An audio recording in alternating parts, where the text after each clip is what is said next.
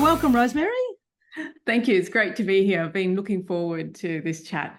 Oh, me too. You've actually got an interesting job, but you're also doing a lot of other things as well. But I'm really keen to, it's funny, we think some people's jobs, I could never do that. That sounds boring. And I'm not saying yours is boring, but we kind of don't know enough about what other people do.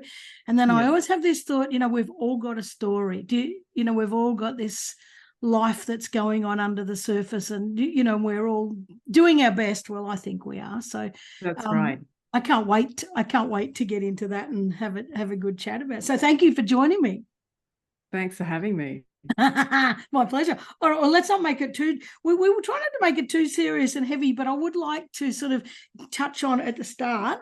You are a mediator for the family court in Sydney, and that would come with, personally, I couldn't do it because it would, I think I would end up in despair. Just seeing such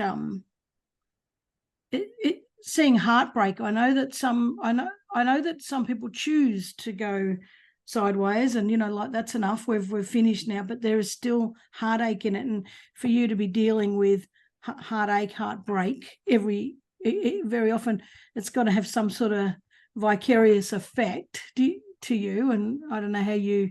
Well, okay, tell us about your job first, like what you're doing. Tell us how you keep yourself upright, because that's interesting. Yes.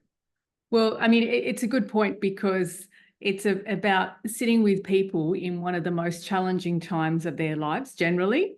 So an important thing for a mediator to do, or a mediator for the family court, is to try and have that balanced lifestyle, and also to use a co-mediated model, which means that there's two mediators for each mediation, because the mediation is about, a third-party neutral, an independent person sitting with two people who are in conflict or need to make arrangements and, need just a little bit of support in getting there. So to sit there and facilitate that conversation. And being, for family court mediations, it's about not taking sides, not making a judgment. So it's completely opposite to the traditional legal system, but it's also about really putting the spotlight on the children involved and their needs and their interests as well. So it's, my role is not to be biased or take sides, but I do take the child's side in that really leads the conversation. Well, how would the kids feel about this? Or what do they need? Yeah. Do you feel that, like, you would understand our brain and how we have an amygdala hijack, and, and our complex thinking is completely gone when we're in that kind of situation? When you mention about the kids, because people are heightened, do you feel like they... Well, I'm not saying that the kids don't matter, but they can't actually reason with the fact that the kids, we need to get down off our heightenedness, and we just need to stop for a minute and think of the kids. Is that difficult? Because I can imagine how heightened they are.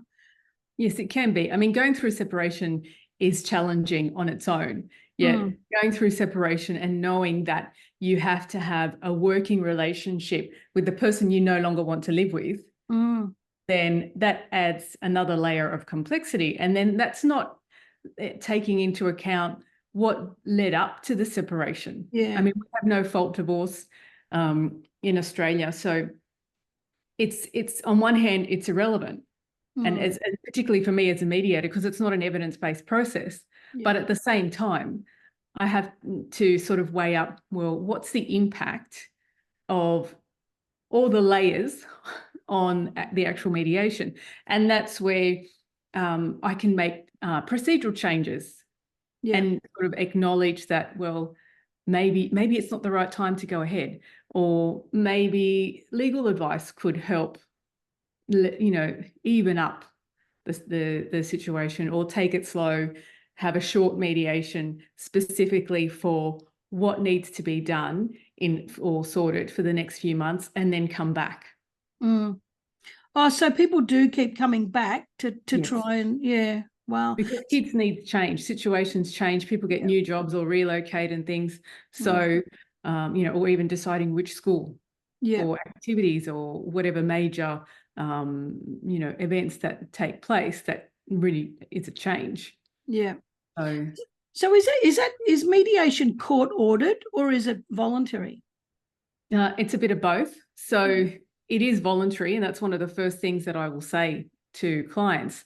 But it's also the first step before going to court, and you can't access the family court without a certificate from a mediator, unless there's an exception where there are safety concerns. Yeah. And people can bypass the mediator and go straight through to family court.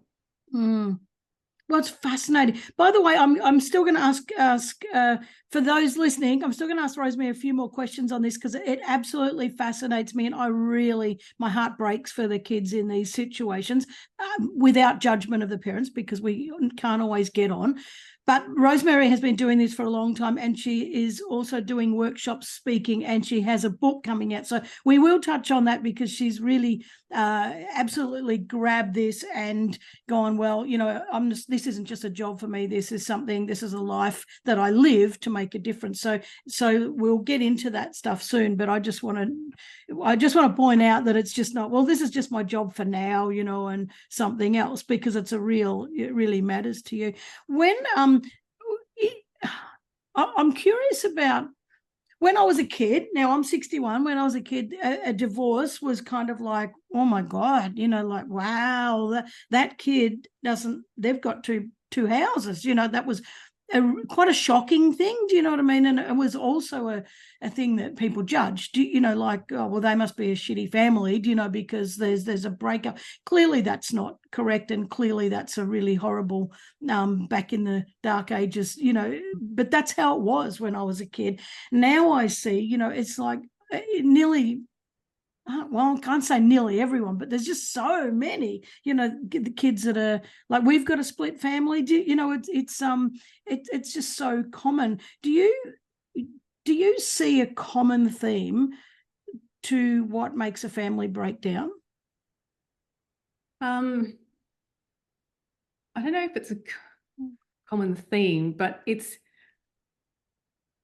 this is going to sound really basic and really simple, but people just outgrow each other. So, and what I this is my theory, is that we connect with people, whether or not it's relationships, friendships, anyone we are in a relationship with or connection with, we connect with people who reflect our own sense of self and our self-worth, or they complement that, and they also agree with that to a certain extent. So if we are in a relationship when our sense of self is not as strong, then, and we have a bit of the I'm not good enough sort of view of ourselves, whether or not we don't even know it, it's just how we live our life, then we tend to gravitate towards people who also support the view that we have of ourselves. And so as we grow and change and experience life, our sense of self also changes.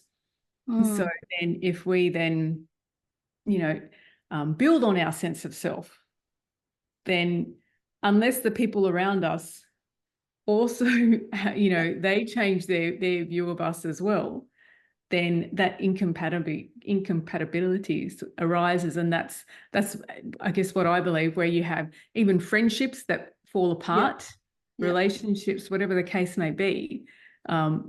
It's just more obvious with an intimate partner or a partner you have children with, because of the ongoing consequences. You can't just say, well, that relationship's over and that's it. And it is more complicated. And I love what you're saying. And it's, I've seen that myself. That you do outgrow people. And it does sound simple and a little bit, basic, but you've only got to become awakened to something, one little thing, and then you start to question, oh, what if I did that differently? And then you're right, you know, the reflection of your partner is kind of like, yeah, but I don't want to change that thing. It's kind of like, but I do, and we should, and I think then that they become. I'm not speaking from experience, or I don't know, understand. I haven't been in it in depth like you have, but it's almost like you know, it when one partner wants to grow and then they put it to the other partner and they don't want to, they see it as an attack on them. You know, it's kind of like, well, now I'm not good enough for you. You know, you just want to go off and do such and such, and I'm not good enough. You think you're better than me. Yeah. And then it starts this, conflict. But I've got a big thing about conversation. You know, if we really know how to have honest conversation with people, and we can hold our ground and be assertive, not aggressive, not passive aggressive, you know, and just say, well, this really matters to me, and I'd love it to matter to you too. I'd love us to grow together, you know. But I don't think that that's very common for people to do that. And the other thing is that,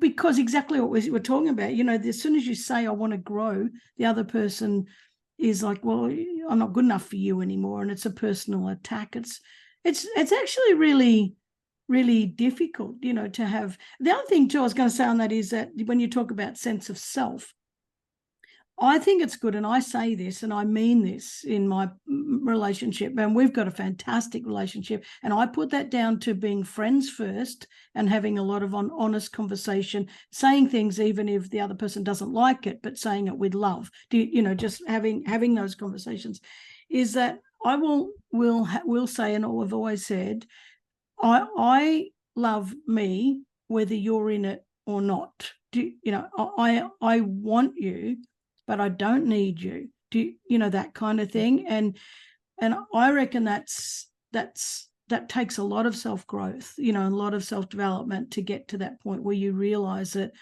I'm okay on my own and I'm the only person I need. But gee, I want you, but I'm not at the cost of my well-being, you know, that kind of thing. And it's sort of like there's a scale of our sense of self, or how much we believe in ourselves, and that also determines how much we rely on another person to build our sense of self. Yeah. And if you look at, say, compatibility, because we've been looking at why people separate, but well, let's look at the opposite. Compatibility is where there's two people who are on a similar sort of page, wavelength, chapter, book, you know, in their growth, in their own individual growth. Yeah. So that, because everyone's different, individual, unique, you know, it'd be impossible to find two people, you know, well, maybe not impossible, but, you know, unlikely. Yeah. So it's more about, are we on the same page? And you know what, it doesn't even have to be the same page. It can be the same chapter of the book, you know, look at it that way. And also I reckon the same attitude is that when you get into a relationship, and this is not all, this very rarely happens, is that you should be bringing value to the other person. You know, like when I come into a relationship, I add value to that person. You know, I'm not taking away from them. So I kind of said like a Venn diagram, and you know, I have me, and it's all kind of like I've got all the things that I love, and then the partner comes in and it's all the things that they love, and then there's this beautiful little intersection in the middle that you do stuff together. But the rest of the stuff is, well, these are the things I love and these are the things you love, and we actually support each other to do those things. You know, but yes, that's not common, and it's a shame. What's the impact? I really am it's going to sound awful. I kind of don't give a shit about the parents, but I do. But it's kind of like, well, you're adults. It's your responsibility. You know, you have to sort yourself out, and that's your responsibility to do that. My heart breaks for the kids because, and don't get me wrong, don't think I don't have empathy or compassion, because I understand it's a shitty situation. But as a parent, it is absolutely our job to take care of the kids, and absolutely our role to guide them to be safe and to become functional adults, functional adults with good well-being. I think that's our primary role as a parent, that's what we have to focus on. What impact, like what observations have you, and I know your book's about all your observations, I can't wait to talk about that too. What are you seeing about the impact on the kids? Like, how does it change them? How does it impact them? Well, it's really about the unresolved conflict, because conflict is normal, and it's about how it's managed. And if you just look at situations where there's families who are together, but the parents really don't get along, and it's really obvious and everyone knows, then those children grow into adults. And I guess we all know someone or families in that situation, and we can see the challenges or the struggles that those adults, have had or been exposed to, or had to sort of process on their own as adults. So I see parental conflict as a risk factor, because it can expose children to, I'll say trauma is quite a strong word, but it's really about how it's managed as well as the actual child itself. Because what I've seen more and more is that there's a lot of sensitive children out there. So you'll have one family with 3 or 4 children, and there'll be one who really is not managing. And it's unclear whether or not it's the developmental stage, or it's clear that it shouldn't really be the developmental stage. It could be the transitioning through separation, or that they're not managing. So it's quite difficult to actually pinpoint it, but there's definitely a rise in sensitive children. And I know that there's a percent, I think it's around 25%, that are biologically more sensitive and absorb more, and are very empathic. And so things can be a lot heavier for them, and they'll take on things that aren't necessarily them. They can be more in tune with their parents' emotions. So that's part of it. But there's also children that are sensitive because I guess we are a result of our early childhood experience. So if early childhood experience has taught you to be more sensitive because that's what you had to do to survive, or that's what you were shown, then you learn that as well.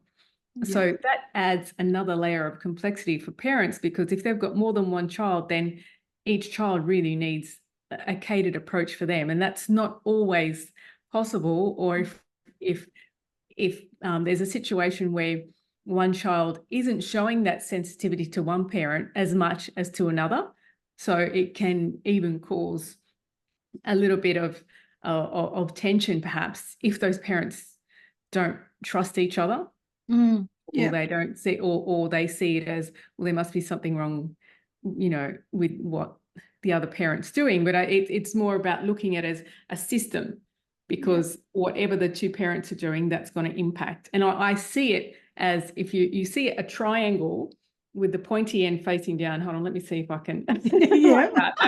I'm looking in my mirror, not mirror, but the screen, thinking, is that right? Yeah, that's right. So the child's on the bottom. So each side always impacts each other. It's also about going through with parents and exploring that. And one way that I do that in mediation is by starting off with a child's needs exercise, where I ask them about their children, their characteristics, what they like, what they don't like, what their strengths are, perhaps what their weaknesses. I mean, I don't like to use the term weaknesses, but it's just areas for improvement. And then use that as a base to then get the parents to share what they think their child needs based on those characteristics. So do they need more reassurance? Do they need more, structure and routine? Or do they need both parents to be even more mindful of their language, or what they do, or what they share, or what they don't share? So I love that. I love that. What what could we do? Like, because we know separation is getting more. We know that there's fast growth when we talk about outgrowing each other. Like people are on a search, to grow fast, and so we're seeing a lot more of this. And as you're saying, there's a lot more sensitive kids. What can we do in the first place? Like, is there something that you think while you're going through all this, thinking, oh, if only, and this is not in a judgmental way. Like, I know you're not sitting there going, oh, you idiots, if only you're not that sort of thing. But do you ever sit there and think, oh, if only people could, we wouldn't be here as often. Yeah. Yeah. What's that? Oh, you don't know. That's a tough one. I think maybe if they weren't, because people tend to be really hard on themselves. And I think that can also impact their sense of self and what they do or what they don't do. And at the same time, they can be hard on the other parent. Yeah. So, and regardless of which one is present, that can really have, because it's a judgment, it's the criticism, it's the blaming, and whether or not that's directed at the other parent or even inwards, they can both have, quite a dramatic impact. Yeah. But again, that's also going to be a reflection of the level of personal growth and sense of self.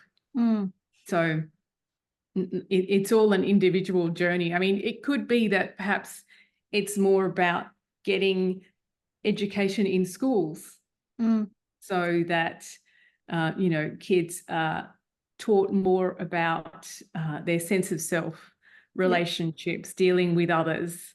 And that could look at being a preventative rather than doing all those, kind of self-help programs, workshops, reading and things as adult, which is fine. I agree with you 100%. We raise kids through this ridiculous education system that makes them compete against each other, never feel bloody good enough, question who they are, and then they get out and then they turn into adults, and then we expect them to be functional adults with a great sense of well-being, and it's never going to bloody happen. So I absolutely love that you're saying that, and I just wish it would start happening. You talked heaps about sense of self, and I know you do as a speaker, you talk about sense of self. What is it? Like, how would you explain it in a sentence or in a cap, in a snapshot? Okay. And how can we? I know you can't tell us. It's a time thing. You can't just say, "Oh, Rosemary said I need to do this, this, and this, and now I've got a sense of self." Like, that's clearly not going to happen. But is there? What is it? And is there a couple of things we can do to start being more curious, I guess, so that we can focus on it a bit better? More. Yeah. And I think it's really about awareness and reflection and not being hard on yourself in that process, because maybe one day that process takes longer than other days. Maybe some days it's quicker, and maybe some days we get over that sort of lesson or that hurdle and it stops repeating itself. Yeah. Whereas in other parts of our lives, it'll keep repeating until we've sort of reached a new level of understanding about that situation. Now, the sense of self, the way that I see it is it's about how much we believe in ourselves. So, and to break that down further, I look at the sense of self being built up by the interactions that we have with ourselves and the interactions we have with others. Yeah. And it's really about the quality of those interactions. And I use a strengths-based approach so that all interactions or thoughts, feelings, and actions can be classified as either coming under what's wrong in a situation or what's strong. Yeah. So if we break down further, then our interactions with ourselves that focus on what's wrong, they take away from our sense of self and our ability to believe in ourselves. Yeah. Interactions with ourselves that highlight what's strong, then they build on our sense of self. Yeah. And then I guess the same with interactions with others. If it's focusing on what's wrong, then it takes away from our sense of self. If it's focusing on what's strong, then it builds on. And it's all connected because, as I said, initially, that we tend to gravitate towards people who have a similar view of ourselves. Yeah. Yeah. So the quality of our interactions with others can often be a reflection of the quality of our interactions with ourselves. And we can often misinterpret that, because yes. if we're being validated by somebody, then we think it's strong, even if it's wrong. Yes, because there's a fine line between, what builds on and what takes away from, because sometimes they're disguised as others, or and have a different sort of presentation. But at the same time, they are still adding to the I'm not good enough view. Yeah. And where there's that comparison. Yeah. And it's, even if you go back to the simplicity of Maslow's hierarchy, the bottom level is survival. And it's kind of like you can be in a wrong relationship. You can be having really toxic interactions with somebody. But if your sense of your need for survival, if you feel like that you're at risk, or you feel like I have to do anything to survive, you're not going to pay any attention to whether those interactions are toxic, because you've convinced yourself that which is what happens in a lot of domestic violence situations. It's kind of like, well, I'm safer here, even though I'm not, if that makes sense. So that sense. It's easier to sort of, well, not easier, that's maybe not the best word, but as humans, we are comfortable with what's familiar, regardless of whether or not that's good or bad. And we get used to situations, because doing something different takes more courage and is risky. And it also needs a strong sense of self. We have to believe in ourselves. And when we're in a situation where we're surrounded by people who give us evidence as that they don't believe in us, and evidence as to why we shouldn't believe in ourselves, then it's really hard to do anything new or different. I agree. I had Ashab Igani on my podcast. She's a friend of mine now. She's a wonderful person. She escaped from Iran, and the first time she did it was with her husband, and they got caught and they got sent back, and they were tortured and all sorts of things. And then she escaped again, like knowing that she was going to be killed if she got caught. And she escaped with her 2 boys, had to go through mountains, of snow for days and days with backpack. Their stuff got stolen, but they finally after a long, like a long journey, a hard, bloody journey, she finally ended up in Australia. And when you talk about sense of self, like, she immediately came to mind, like, no, I know what I want, and I know what the boys need, and this life isn't for us, and we deserve better. And I there's not, like, that's rare, for people to put themselves, something has to be really solid in you to put a sense of survival secondary, to moving on. Well, I want to go back to that. I'm just really love that you're talking about wrong and strong and that. And I think that what we do as human beings is we need to be perfect. We don't get it right the first time. We self-punish. We're, what, you bloody idiot, you can't do this. That narrative just keeps coming back.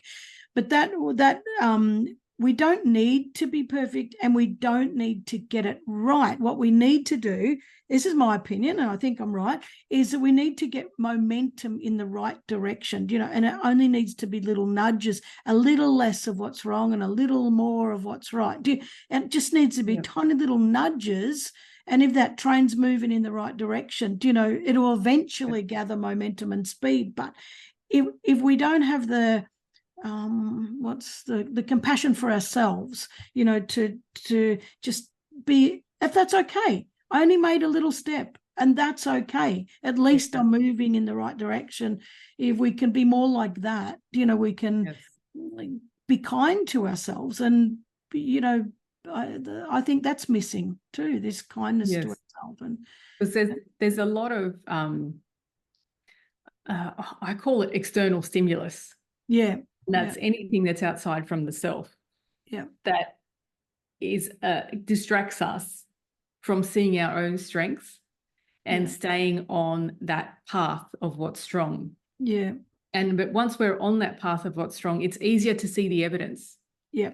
But once we go on to the what's wrong path, it's also easy to see the evidence of what's wrong. Yeah. So it's a constant sort of challenge. And part of that is really rewriting mistakes into learning opportunities. Yeah. Yeah. Rather than beating ourselves up and not taking further action for fear of making a mistake. Yeah. Well, we all make mistakes. We're human. We're all dickheads. Yeah. It doesn't matter how good we are. It doesn't matter. I teach a lot of this stuff, and yet I still fuck up. Like really, we're none of us are perfect, but it's about the self-forgiveness and going, oh shit, exactly. Yeah, I better learn from that. But you're 100% right on. You know what you focus on grows, and that I just about to publish a journal, a 100-day gratitude journal. It's more about noticing three things, three good things that happened today, three things I'm grateful for, three things I did for somebody else, three things that someone did for me, three ways I looked after myself today. Do you know that kind of stuff?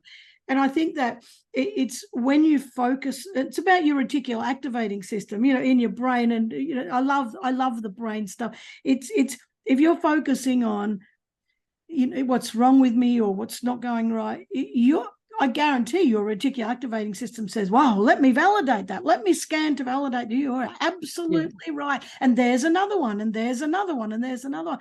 But the same happens if we go positive and go, you know what? The world's full of kind people. Your reticular activating system goes, oh, really? Okay, well, let me validate that. Oh, there's another one, and there's another one. And eventually, exactly what you're saying, it just starts to grow. And yes, we're going to get pulled off it, because the world, as you said, the distractions are bloody maniac. They're just, the world is filled. You only got to turn on your phone and bam, disaster. It's like, but I love it. I wanted... you talk about trauma-informed practices. And I know I'm just jumping back into that for a second, but when you said about trauma and you said it's a big word, I've had a couple of people on here talking about trauma, and it's sort of, we've come to a determination. Well, I have, after hearing things that trauma is one of those words that people go, oh shit, the arms were cut off, and I've been through serious sexual assault, and I've been through that. But trauma can also just be anything that's this is my opinion, please I want yours, like a shock to the body, a shock to your system or something. How do you explain it? Well, I see that, if we take the stance that our thoughts, feelings, and actions are really a reflection of our early experience, then our early experience, or our thoughts, feelings, and actions are clues to the quality of our early experience. Yeah. And that can include trauma. Yeah. And then trauma for me is more about the impact on the individual rather than a series of events or situations or experiences, because sometimes the early experience doesn't have what would be considered obvious signs of abuse or trauma, but an individual responds in a similar way. And that's because their response to external stimulus was, I guess, greater than maybe someone else in that stimulus. And that's no judgment. It's just how I've seen trauma. And for me, it was more obvious when I was working with families. And as I mentioned before, there'd be one child that was maybe responding very differently. And there weren't obvious sort of, signs of abuse. But it was just about dealing with the conflict, having a sensitive child and their characteristics that are more likely to absorb what's wrong in a situation and what's wrong in themselves. And that became their narrative. So it's anything that happens that really takes away from our sense of self. So anything that gives us evidence as to what's wrong in ourselves, in our situations, in what we do, in how we think, how we look, whatever the case may be, that can have a traumatic effect on that individual. So it's about the impact on their quality of life. And that is shown by I think one of the biggest impacts is the impact on their sense of self and how much they are able to believe on themselves. So it doesn't have to be a massive event or even be something that you would obviously, look at a person's life and think, oh yeah, I can see what happened. It could be that if you're growing up and have a perfectionist parent, and so that could be interpreted as I'm not good enough. Yeah. And also, I guess when you're a perfectionist, then things aren't good enough until it's that level. Yeah. So there's a bit of judgment and criticism, whether or not it's actually said. Yeah. But it can be absorbed that way by a child in that environment. Yeah.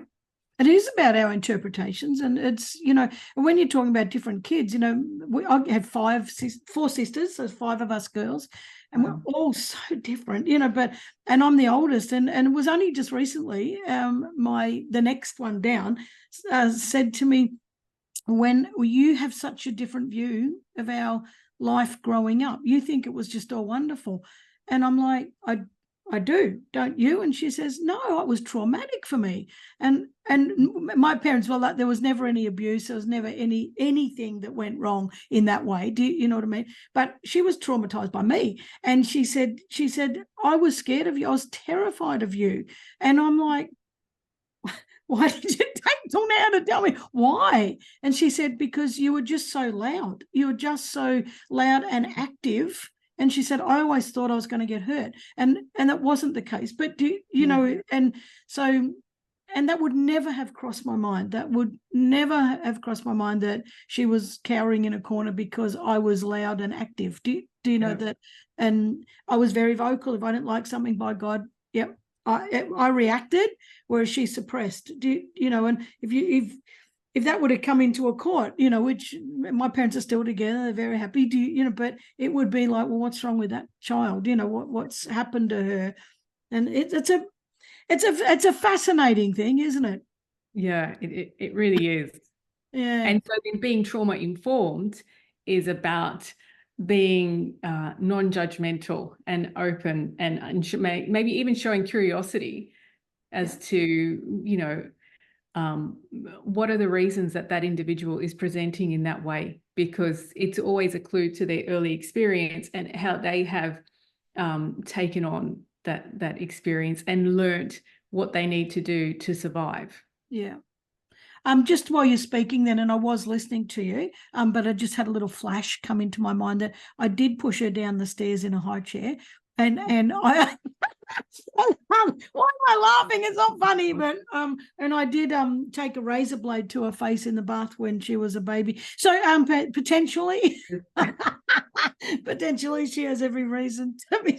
I would never do that now, but I was such a naughty little child. But I say that, see, I label myself like that, and I'm still bloody naughty. But now I just do it in a naughty kind way. But But your book, you've got a book called It's Not You, It's Me. And it's about your observations of everything everything you've seen and what have you. Now, I have to say that it's not out yet, and it's coming out in the next week or so. So please go to Rosemary's website, which I'll give it to you now. It's, how do you say your last name? Rosemary Gattuso? Gattuso. Ah, I got it. RosemaryGattuso.com, and you can register your interest in it, which I've just done last night because I cannot wait to read it and be informed that when it comes out. And you talk about in it is a strengths-based. I do want you to tell me more about it, but a strengths-based tool for self-reflection, or some of it is a strengths-based tool for self-reflection that helps guide and shed light on why some are overcome by a personal crisis and while others conquer to overcome it. So I am so curious about that. And before you answer, I don't like talking over you, but I just want to say one thing. I had Amy Lochran on a couple of weeks ago, and Amy is, I don't know if you've seen that show, The Good Nurse, on Netflix. So I had Amy on, who is the true, in real life, good nurse. And she was the one that put Charles Cullen away for 400 years because he killed between 400 and 1,000 patients in hospital as while he was a nurse. Now, her and I were talking about this exact topic, is that she fought and fought and fought to grow, so that she did so much work on herself so that she could overcome the trauma of it all. And she had so many questions about, is there something wrong with me? How did I not see that he was killing people? So she knuckled down and did the work on herself, to overcome this. Whereas Charles Cullen had a quite a shitty childhood, and his mother died and everything else, and he chose that. So you're talking about this why intersection, is why some people go this way. So that was a perfect example of two people who were entangled in this mess, and one chose to completely harm other people, and whereas one chose to completely say, well, I need to save myself so I can save others. So now that I've said all that, I'm curious on your take on that. Yeah, well, I really draw on the strengths-based approach and using what's wrong and what's strong to classify all thoughts, feelings, and actions. So, and it's about being able to reflect on, current situations, past situations, and even thinking about future approaches, and really put it under the umbrella of what's wrong or what's strong.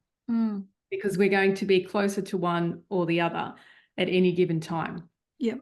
So it's about that reflective process. And I guess in my book, I really name or give examples of what's wrong. So it's that judgment, the criticism, the blame, and even staying in the past and not forgiving. Yeah. Whereas when we're more on the what's strong path, then we can be more respectful. We show understanding rather than judgment. We have more of a future focus. Yeah. We're looking at what can be, what could be, rather than stopping from moving forward because of the past. Yeah. That's a sense of hope. It's more empowering. Yeah. And it's a sense of hope, isn't it, too, that there's that thing called paradise syndrome, that Dave Stewart from the Eurythmics, he's one person that has it, whereas I've got nothing to look forward to. So, and because that might sound strange for him, but I've got a helicopter. If I want to go to Hawaii, I just go, or I've got a private jet or whatever. Whereas the rest of us go, oh, I want to go to Hawaii. I've got to save, I'm looking forward to something. So it's about that lens. And I see it as, a T intersection. So for every situation, we can either go one way or another. And whichever lens we take will then dictate our view of the situation, and also what else comes. Because, if we take the road to what's strong, we're going to get more evidence of that. And we're going to feel more comfortable in that and be able to make decisions based on that. And the same thing can be said for the what's wrong path. Yeah. So it really does come back to a really strong grounding of understanding what we focus on grows. It really does, doesn't it? It's kind of like you've just got to, but it's also about faith too. That I think if you've always focused on what's wrong and you don't have faith in anything, it's really hard. And if you get to that T and you go, well, I'm looking down the strength side, I'm looking down the what could be side, there is also an element of, and I'm not talking about religion, I'm not talking about that kind of faith, but there's a faith that everything will be all right, or some things will be all right, or at least I'll survive that. I've always been all right. And I think this is where we miss, we focus on the little events, and I'm not saying they're little, but individual events of the past, but that time that didn't work, and that time that didn't work. But if we did put that lens on of the past, well, you know what, I'm still here. I'm actually survived. I'm resilient. I'm resourceful. I must be to get to here because I survived a lot of shitty incidents, and here I am.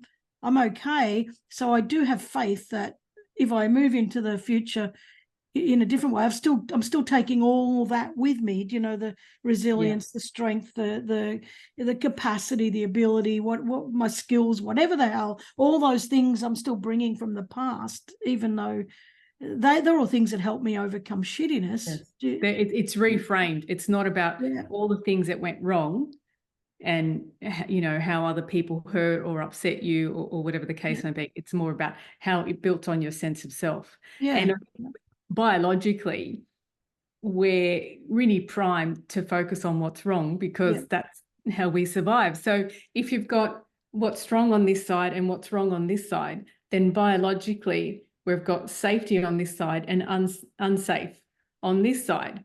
So we've got that added element that biology can sometimes work against us. And so then when we're on the what's wrong side, then biologically our brain is telling us we're not safe, or there's evidence that we might be approaching a situation where we're not safe. So let's do what we need to do to survive. So there's also that. Plus, there's also our early experience. How were we taught to view life? Were we taught to view life from the what's wrong lens? Or the what's strong? And then where there is a traumatic impact on an individual, then this approach might feel like 2 steps forward, 10 steps back. And potentially take longer to get to the same point. And unfortunately, we haven't got rid of that very, very ancient negative bias brain, you know, and that protective brain, you know, like where we talk about the saber-toothed tigers and that. Well, we're clearly not going to be attacked by saber-toothed tigers. I'm not saying the world's totally safe, because there are a lot of fuckwits out there, and let's just be blunt about that. There's some bloody crazy nuts, and we do have to be aware. But it's a difference, I think, between being fearful and being aware. You know, and it's like, well, I'm going to make choices. I'm aware that those people are out there. I'm aware that I should not step onto a road. You know, so I'm going to make choices to do better. But when you say we've got that negative bias, it's bloody really, we are hardwired to go, oh, fear, I'm unsafe, someone's going to hurt me. You know, but then there's a lot of external stimulus. That's showing us why we live in an unsafe world as well. Well, you've only got to look at Facebook, and that'll bloody lock it in for you. Well, so if you want the book, it is coming out. I think what about the 15th or about mid-March? Be out by late March anyway. By mid-March. If you just go on my website, there'll be all the updates there, or you can register your interest to be notified of when it's out. Please go and register for that, because that doesn't mean you have to buy it, but I think you will anyway, because you'd want to, because it sounds so bloody interesting. But go and register interest, because there's as we've been talking, there's tools in there to help start thinking about a strength-based approach, you know, and start to think, how can I sit more on the strength side? How can I think, you know, what's good about me, what's strong about me, and how can, like we're talking about those little nudges, any little tools, you know, that are going to just nudge us over into the right direction are great. So, and I reckon this book will be absolutely fantastic. I can't wait to get my hands on it. So thank you. So thank you for writing it. And the one other thing is, you're doing some speaking and workshops now. This transforming, one of your topics of speaking, transforming overthinking into growth and resilience. What do we need to know, and what do we need to do? Because I know, including myself, tons and tons and tons of overthinkers, and of course we go down that negative spiral, and you got to pull yourself back out again. So how do we transform it into growth and resilience? And again, it comes back down to the what's wrong and the what's strong lens. Because anytime we are having a thought, I mean, the big example that I'm guilty of is making negative assumptions. So you know, that's one way, because I see overthinking as overthinking is an analysis of a situation that focuses on what's wrong. If we have an analysis of that same situation that focuses on what's strong, then that's self-reflection. So when you're talking about what's wrong and what's strong, because we've mentioned it many, many times, so maybe that's the first step that people can do is when they look at what's wrong, what question are they asking other than what's wrong? Do you know, like what are they asking in there to move themselves over? So sometimes we might have a situation where we really focus on, I should have done this, or I could have done this. I can't believe I did that. You know, so maybe we just need to eliminate the word should. You know, anything that implies regret in our actions. Because then that takes away from our sense of self and then makes it harder for us to believe in ourselves and move forward. And so if we have, you know, like I'll give you an example where I'll say, oh, I shouldn't be late. Because sometimes I am late. So look at that example. I shouldn't be late. I shouldn't be late. I'm hard on myself when I am late. How can I transform that way of thinking? Well, you know, why is this so important to me? Then I think, well, it's important to me that I am on time. You know, and then if I keep asking myself, why is this important? I mean, this is a very simple example. I'm trying to sort of break it down. So I shouldn't be late. Okay. Why does that impact me? Well, because I want to be on time. It's important to me that I'm on time. Why is it important to me that I'm on time? It's important to me that I'm on time because it shows that I do what I say I'm going to do. Why is that important? You just keep asking yourself why. And then it's, well, if it's a matter of me doing what I say I'm going to do, well, then that goes back really to, you know, my integrity. And also respect for myself and respect for others. So it's quite, you can get quite a big meaning out of I shouldn't be late or I shouldn't any type of regret. Why is it important? And sometimes to do that exercise, you just think of what's the opposite. And then ask, it's important to me. Why? This is important to me because. Why is that important? It's important to me because, and you just keep asking why it's important. I love, so it's really just the whys. I love that. I do that with a lot of things is why, or why is this important? You know, and just keep, so I love that. Flip it over and then just keep asking all the whys. The other thing you talk about regret, Daniel Pink's got a book called Regret. And part of this is regret's a funny thing because in actual fact, it's only our imagination about what might have happened, and we don't bloody know. I regret not doing that because if I had have done it, this would happen. But we don't bloody know that. Like that's just our imagination of what might have happened. You know, so it's I love that explanation. So flip it and then just keep asking why. And I agree with you. By the time we ask 5, 6, 7 whys, we come out with a really, really, really impactful statement about ourselves and a really impactful understanding of potentially one of our characters, you know, that we're proud of, you know, that really makes who we are, characteristics of who we are. And it's something that we might ordinarily classify as a weakness because we focus on that impact. If we look at the meaning behind it, then, well, it's part of our sense of self and our strength and what's important to us. It really shifts it, doesn't it, from blame and shame and all that kind of stuff over to, well, I don't know, what like self-love, like really to pride, I guess, and a positive pride. You know, it's like, wow, actually, I'm proud of myself because I've got great integrity. You know, that matters to me. I'm a bloody good person. I care that I'm not harming others. I care that I'm not impacting. That's right. Because otherwise it wouldn't be a should. Wouldn't be overthinking this situation if it wasn't something that was important. And sometimes we just need to say, I'm doing the best I can. And I can't. That's right. Done everything. And it's more about that reflective process rather than, say, being on the what's strong path the whole time, because that's unrealistic. It's about what we take and how we can learn from the times when we are on the what's wrong path. I love that. Love that. Righto, guys, get practicing. Now, one last thing, your workshop, you do workshops in schools, high schools, called The Strength. And bouncing back. So basically it's about bouncing back from recovery, bouncing back and recovering from adversity and difficulties. And I guess the underpinning word there is resilience. You know, how do I get back?